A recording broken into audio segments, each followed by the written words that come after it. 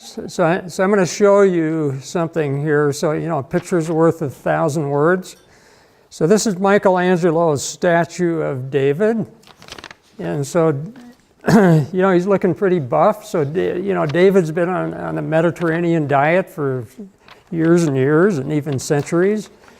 Now, the Mediterranean diet is kind of a moderation diet. They still eat a lot of oil and things like that and some meat.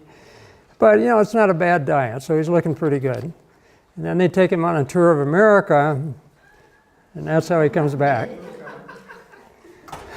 So that's insulin resistance.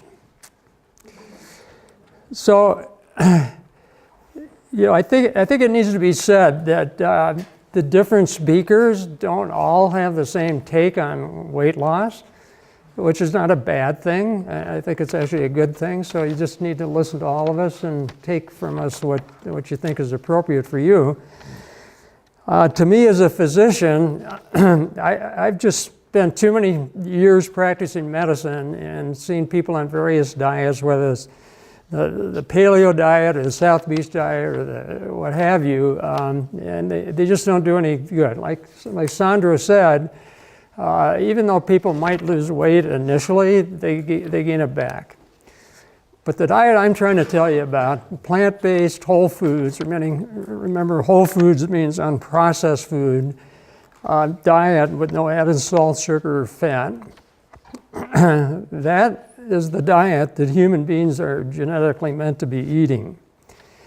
And I think that, and a lot of other people think that the reason so many people are overweight is because we're not eating what we're genetically supposed to be eating, what we evolved to eat over 20 million years. So this plant-based diet, like I told you last week, part of it's what you don't eat, but a lot of it's what you do eat. So Dr. Fuhrman, Fuhrman, he's mentioned on my handout that I gave everybody last week, but he's one of the giants in the field of plant-based nutrition, and he's written a lot of books like Eat to Live and The End of Dieting and The End of Heart Disease, The End of Diabetes, books like that. And he feels, what he promotes is the nutritarian diet. So the nutritarian diet means that every calorie you put in your mouth should have the most nutrients possible. And in order to do that, you've got to eat plants.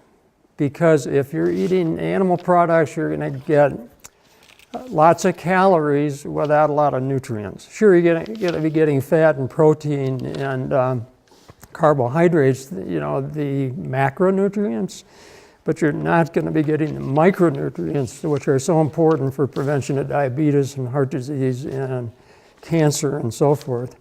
So I'm going to, this is supposed to be about weight loss, and in a minute I'm going to talk about why you shouldn't be eating the things you shouldn't be eating.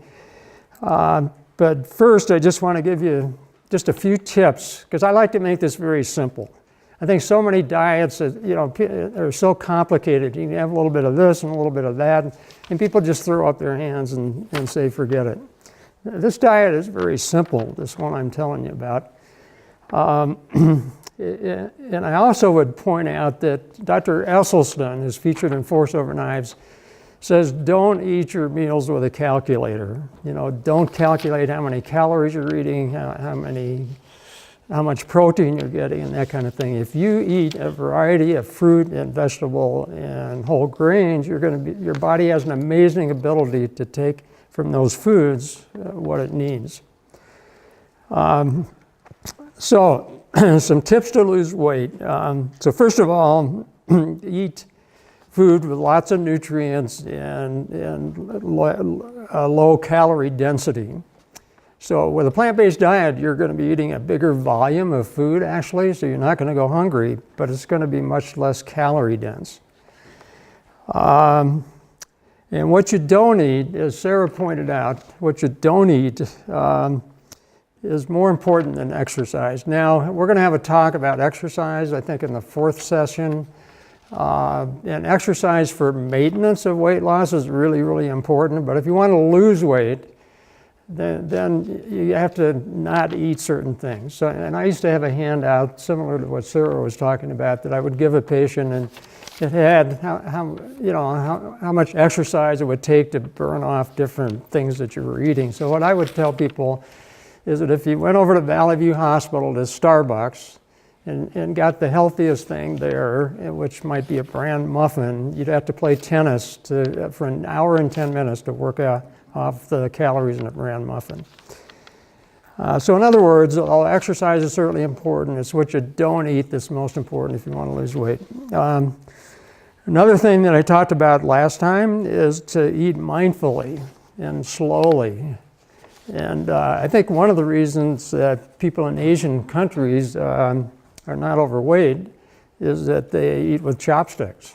Think about it, with forks and spoons, you can kind of shovel it in before you even realize you're full. With chopsticks, you can't do that.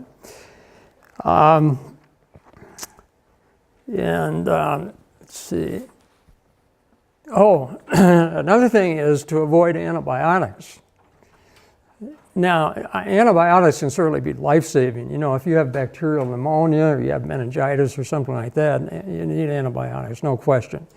But you don't need antibiotics for viruses because they don't do any good. Your kid doesn't need them even for most ear infections. But what antibiotics do is that they promote in your gut. So last week we talked about the gut microbiome, which is so important. They promote some bacteria in your gut which cause you to gain weight. So there are other good bacteria in your gut that help you lose weight because the bacteria actually change your metabolism and actually digest some of the food that you're eating. So those are just a few simple tips that might be helpful. So today I'm going to talk about why we shouldn't be eating certain things, and next week I'm going to be talking about why we should be eating certain other things. So the problem with meat and dairy, and I should also add eggs to this, is that first of all, if you eat a meat-based diet, you're much more apt to have these chronic diseases that we get in America and in other countries on a Western diet. So again, what are we talking about? Well, obesity. Number one, high blood pressure, high cholesterol, diabetes and prediabetes, dementia, cardiovascular disease, heart attacks and strokes, osteoporosis, which is thinning of the bones, and several kinds of cancer, and autoimmune diseases, and rheumatoid arthritis and other inflammatory diseases. Now, cured meat, which is ham, bacon, and lunch meat, and also red meat, are now designated by the World Health Organization as Class 1 carcinogens. When meat is grilled, carcinogens form. They're called HCAs, heterocyclic amines. Meat has no fiber. So animals have bones that hold them up. Plants have fiber that holds them up. Inflammation, we're finding, is very important in causing a lot of things, including dementia and diabetes and heart disease and cancer. And so a meat-based diet is pro-inflammatory. That means it causes inflammation, and a plant-based diet prevents inflammation. We talked about last time about wanting to avoid pollutants and toxins. And to do that, you want to eat at the bottom of the food chain. In other words, by eating plants and not by eating at the top of the food chain by eating animals. So meat has 14 times and dairy 5.5 times the pesticides versus plants. And then I already talked about the microbiome in our guts. And then environmental concerns. As Sandro pointed out, people have different reasons for wanting to lose weight and to eat right. To me, as a physician, I think it's very important that you understand the health aspects of this.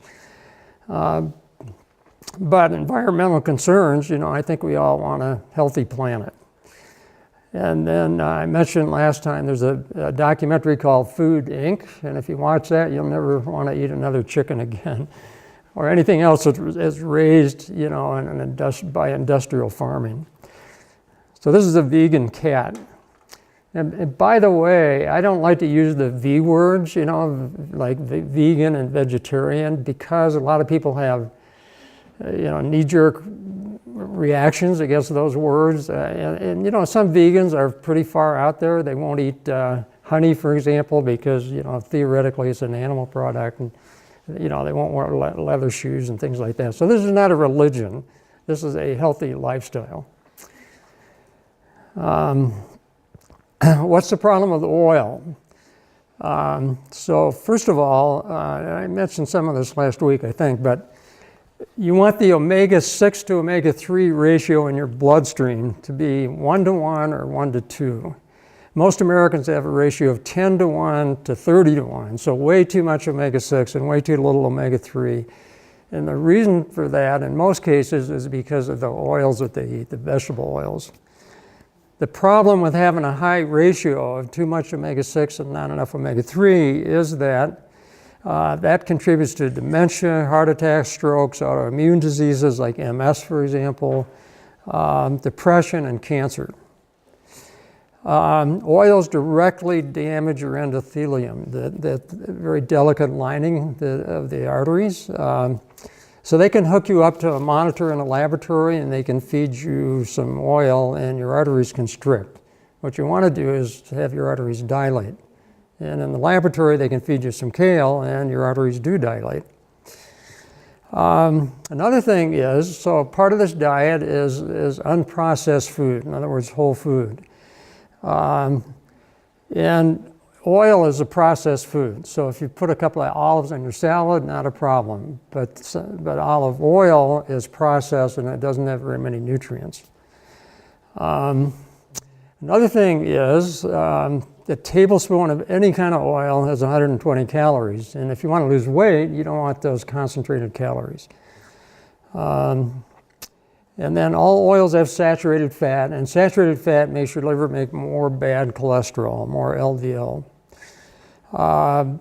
The least amount is in canola oil at 7%. Olive oil has twice as much at 15%. And coconut oil is 93% saturated fat and very unhealthy. When oils are heated to their smoking point, carcinogens form. So carcinogens cause cancer. So if you're making pancakes and you put a little canola oil on the griddle, you know, and it starts to smoke, that's not good. And then fat is addictive. So remember, the food companies purposely have us hooked on salt, sugar, and fat. So you have to get rid of those addictions if you want to lose weight. And that includes avoiding oils. So the problem with sugar, Sarah gave a very nice talk about that. The only thing I'm going to add is that artificial sweeteners are also a problem. Because once again, you have to get rid of that addiction to something sweet. And so if something has artificial sweetener, you're going to eat too much of whatever that's in. Plus, artificial sweeteners have been linked to some things like cancer and so forth.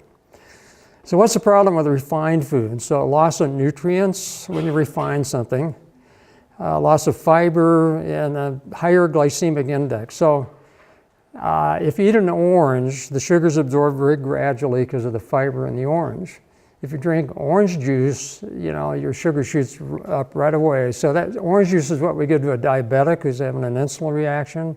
You know, they take too much insulin, you can actually die from that, and their blood sugar drops way down, and you give them orange juice, and it brings their sugar right back up. So when your body's making more and more insulin all the time, that's not good. That leads to diabetes. So Dr. Furman says the whiter your bread, the sooner you're dead, as far as, you know, refined food. So with rice, you know, the healthiest rice is black rice. It's called forbidden rice. So remember last week I talked about the importance of intensely colored food or intensely flavored. It has a lot of antioxidants and cancer-fighting properties and so forth. So black rice is the best, and then red rice is second best. I don't know where you get that, actually. Brown rice is next best, and just stay away from white rice. And then the problem with seafood. So first of all, it's an animal protein. And remember I talked about the China study, the biggest epidemiologic study that's ever been done in the history of the world. So epidemiologic studies, you study a big population of people and see what they eat and see what diseases they get and see what they die from. So the bad actor in the China study was animal protein. And fish is an animal protein. The main problem, though, is that almost all fish these days has heavy metals and PCBs and other pollutants. The problem with salt is that eventually it tends to cause hypertension.